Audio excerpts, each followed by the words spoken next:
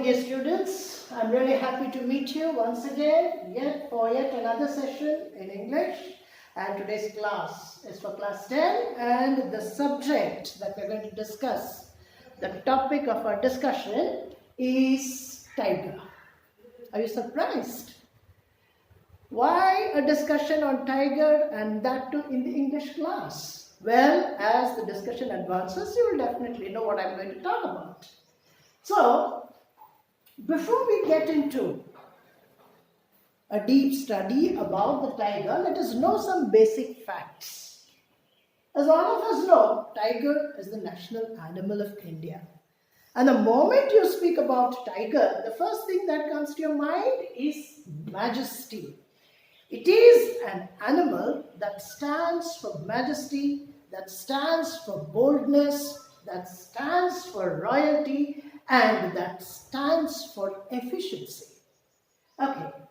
Now, unfortunately, this majestic animal, that is the tiger, the national animal of India, is in danger.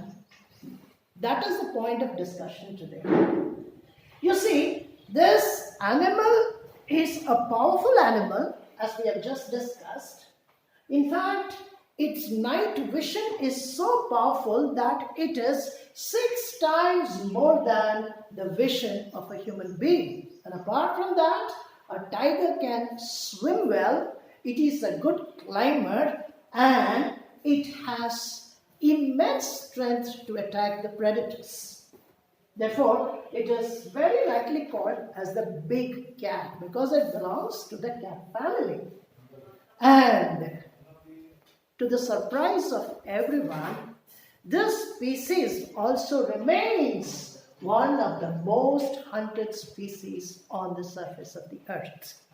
So to put it in a very simple language, tigers, the number of tigers or the population of tigers is dwindling, is decreasing day after day. There are many reasons. We will discuss that in the course of discussion.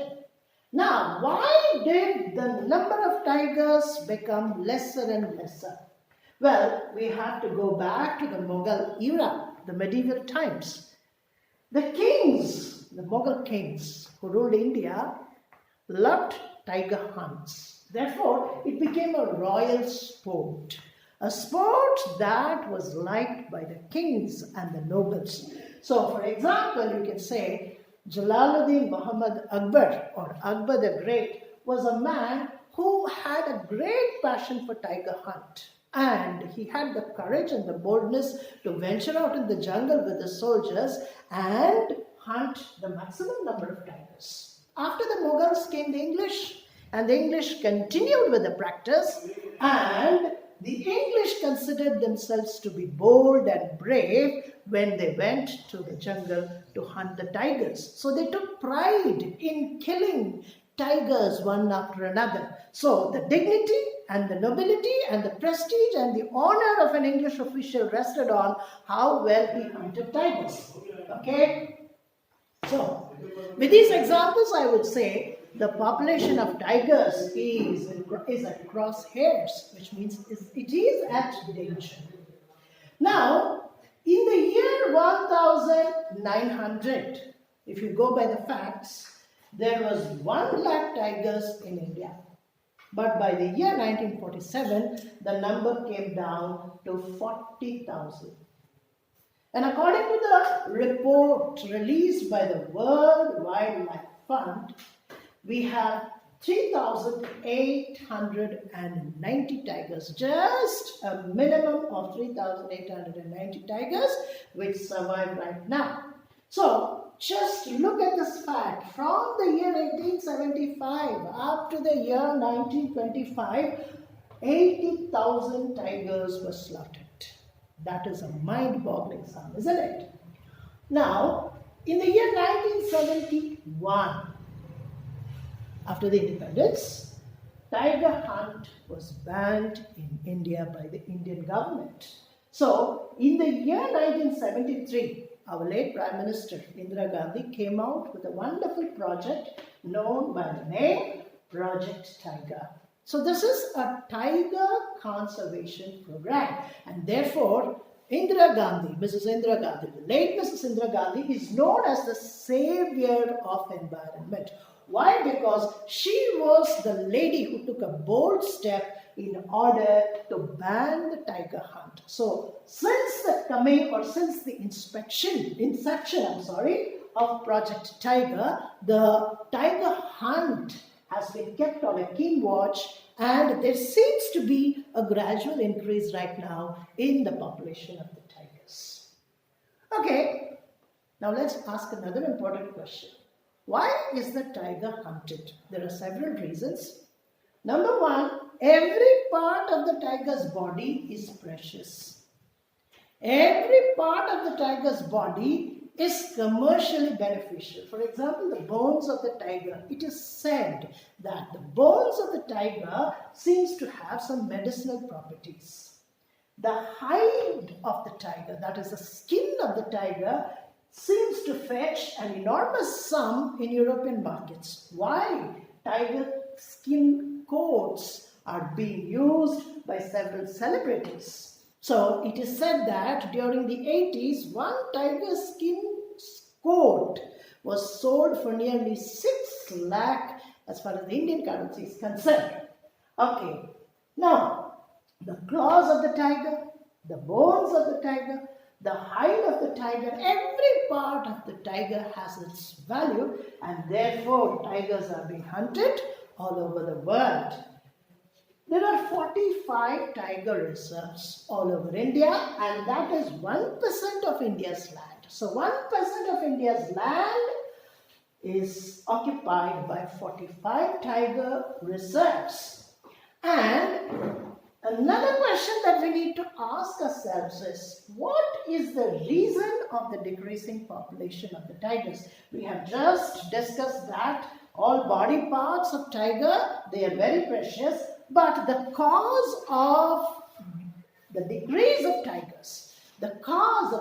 of tigers, is primarily due to poaching, illegal poaching.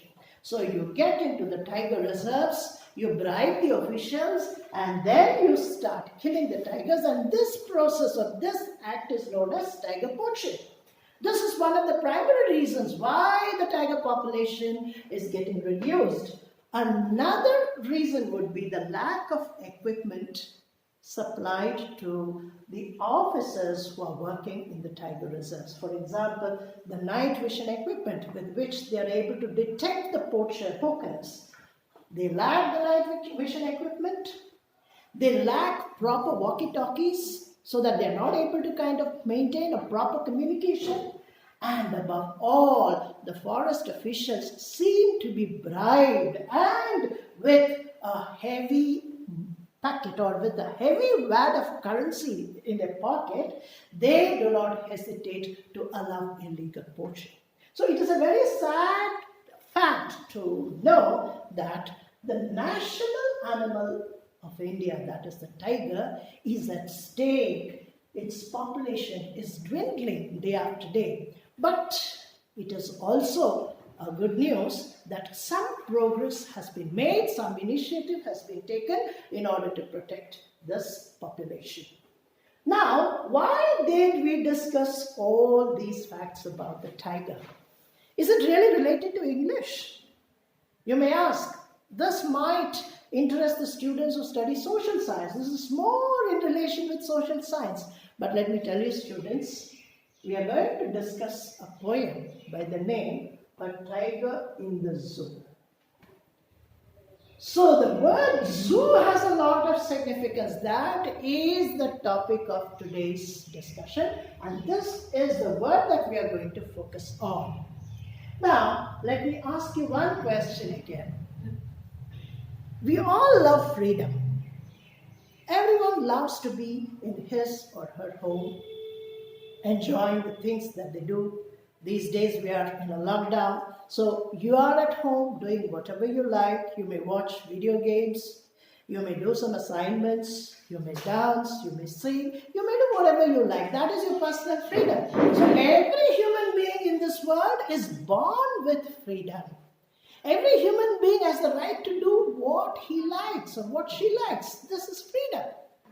Supposing you catch a bird which flies with freedom in the forest and put it behind, or you put it in a cage, how would that bird feel?